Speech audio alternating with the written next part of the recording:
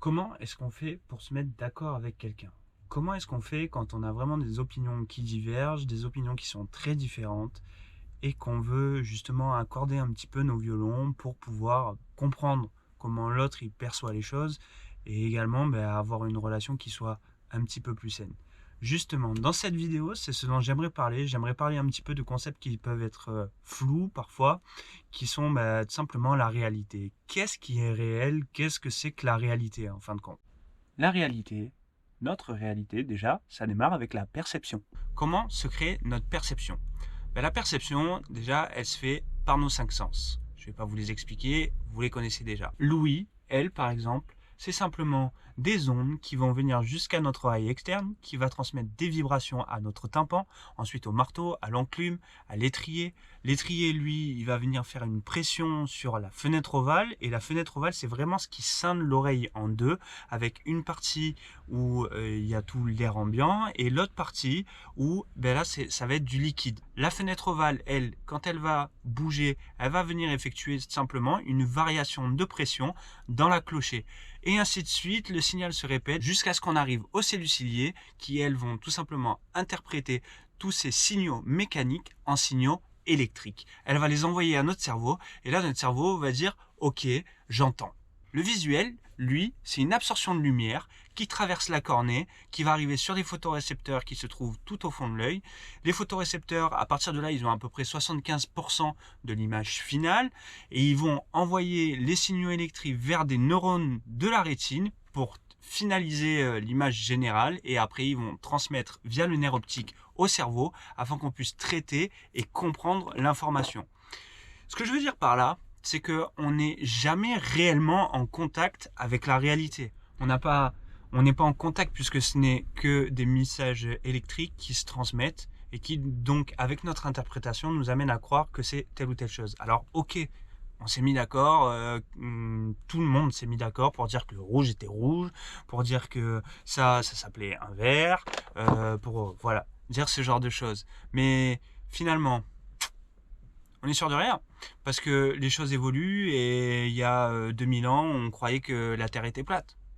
Et si vous disiez à l'époque que la Terre était ronde, on vous prenait pour un fou et du coup au bûcher. Rien n'empêche que l'évolution, le changement fasse que ce qui est vrai, ce qui est réel aujourd'hui, ne le sera plus dans 50 ans, ou voire même dans 100 ans ou dans 200 ans. Ok, donc on sait qu'on perçoit par rapport à nos sens et tout ça, mais qu'est-ce qu'il y a en fait entre la perception et la réalité? Il y a tout un tas de choses en vérité. On va prendre un exemple. Dans une salle, il y a une jolie table ronde avec 5 chaises. Sur cette nappe, il n'y avait pas de nappe. Il n'y avait pas de nappe. Comment tu veux qu'il y ait une nappe? Il n'y avait pas de nappe. Une nappe impériale. Voilà. Autour de cette table, il y a 5 personnes qui s'assoient. Donc il y a une croyante en Dieu, en Jésus, une catholique. Ok. Il y a un sommelier, il y a une personne qui a perdu un proche suite à un accident sous l'emprise de l'alcool, il y a un ancien alcoolique et il y a une personne qui n'a jamais bu d'alcool de toute sa vie. Et là, il y a quelqu'un qui rentre dans la pièce, qui prend une jolie bouteille de vin rouge et qui la pose au milieu. Il s'approche vers la croyante et lui dit « Qu'est-ce que vous voyez ?» La croyante dit « Une bouteille de vin rouge. » Bon, il dit « Ok, mais autre chose. C'est le sang du Christ. » Très bien. Il se tourne vers le sommelier et il lui dit « Qu'est-ce que vous voyez ?» Le sommelier lui répond « Ça, c'est un cépage Syrah, millésime 1958. Je peux vous dire que la robe est parfaite. On peut y voir des belles jambes. C'est un très très bon vin. C'est un très très bon vin. » Il se dirige vers la personne qui a perdu un proche suite à un accident de la route sous l'emprise de l'alcool et lui dit « Qu'est-ce que vous voyez ?» Il dit « Pour moi, c'est un fléau.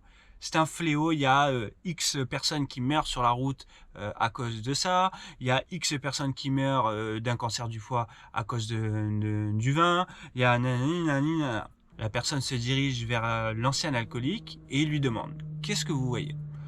Et l'ancien alcoolique lui répond moi ce que je vois là c'est la tentation. La tentation et tous les jours je me bats pour ne pas replonger dans l'alcool parce qu'aujourd'hui ça fait 15 ans que je suis sobre et je peux vous dire qu'avant j'avais une vie qui était vraiment misérable et chaque jour je recommence, chaque jour je me pars pour un nouveau jour sans être sous l'emprise de l'alcool. Ok, très bien. Et il va ensuite vers la personne qui n'a jamais bu d'alcool et il lui demande « Qu'est-ce que tu vois ?» Et la personne lui répond « Une bouteille de vin. » Donc en fait, la perception, la façon dont on se représente les choses, ça dépend uniquement de notre histoire. Ça dépend de notre histoire, ça dépend de nos croyances, ça dépend de nos expériences personnelles, professionnelles, ça dépend de notre identité en fait.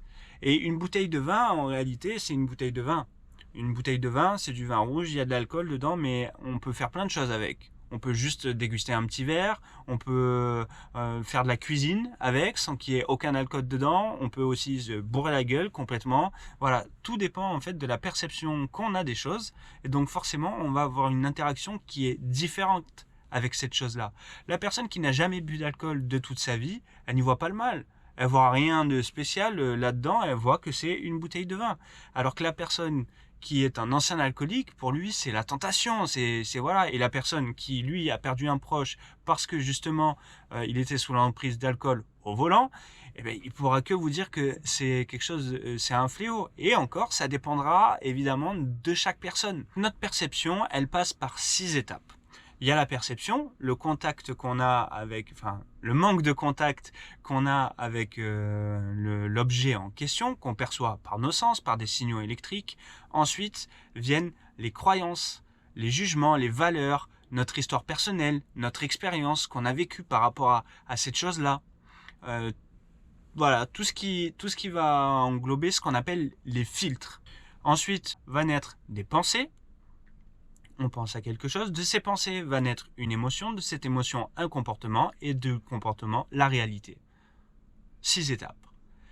Donc ça fait beaucoup d'étapes, il suffit qu'il y ait un petit grain de sable comme par exemple pour l'audition, comme par exemple pour la vue, un petit grain de sable qui vient se mettre dans le système pour que notre réalité soit tout autre. Pour qu'on n'ait plus de vue, pour qu'on n'ait plus d'oreilles, pour qu'on ait des acouphènes, pour qu'on ne voit plus une bouteille de vin comme simplement une bouteille de vin, mais comme juste un fléau ou le sang du Christ ou peu importe.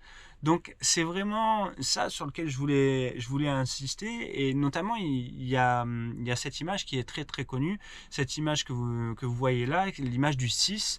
Et en fait, ça dépend simplement de notre point de vue. Et notre point de vue, lui, il dépend de notre histoire personnelle, il dépend de nos croyances, il dépend de ce qu'on a hérité de nos parents, il dépend de ce que nous, on a décidé de consolider ou non, ce qu'on a décidé de croire ou non.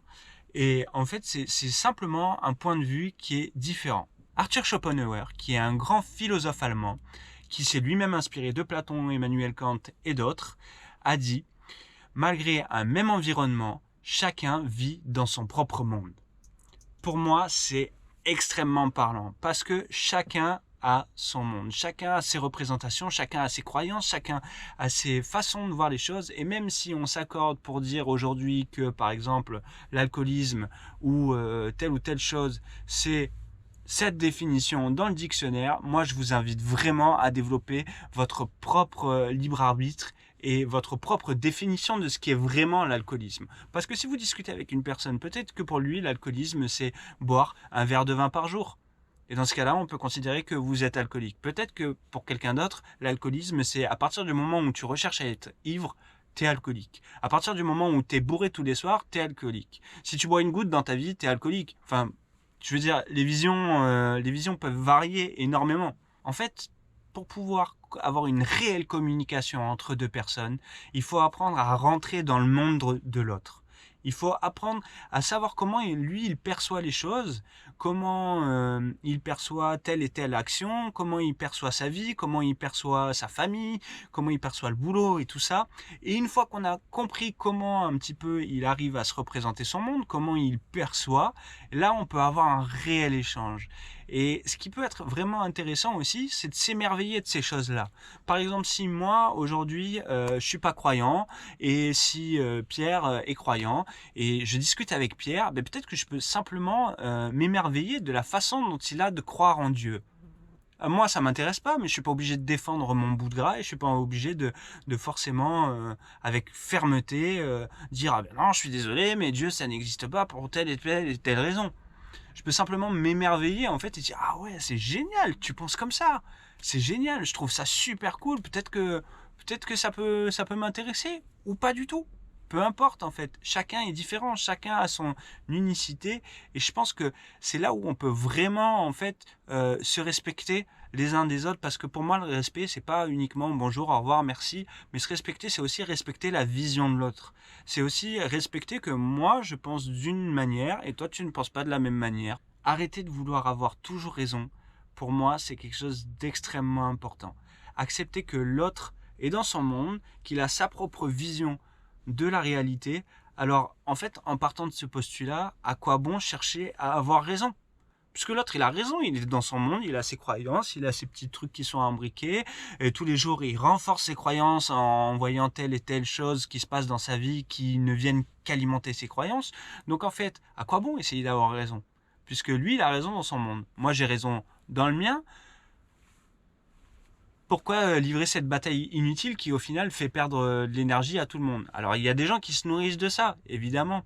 Après c'est à vous de voir si vous avez envie de vous nourrir de ça ou si plutôt se définir, parce que une chose qui est très importante, c'est qu'il vaut mieux se définir que de se défendre. Mais se définir, ça fait du bien à l'ego. J'espère que cette vidéo vous a plu, que vous avez pu en savoir un petit peu plus sur les perceptions. Moi en tout cas j'ai pris énormément de plaisir à la faire. Et voilà, n'hésitez pas à vous abonner, à liker, à commenter sur la chaîne, parce que évidemment ça me fera énormément plaisir d'avoir votre façon de percevoir les choses et aussi de pouvoir enrichir mes connaissances par rapport à ça si quelques-uns d'entre vous ont des choses à dire en plus. Donc voilà, surtout n'oubliez pas, aimez-vous, prenez soin de vous et je vous dis à bientôt. Ciao!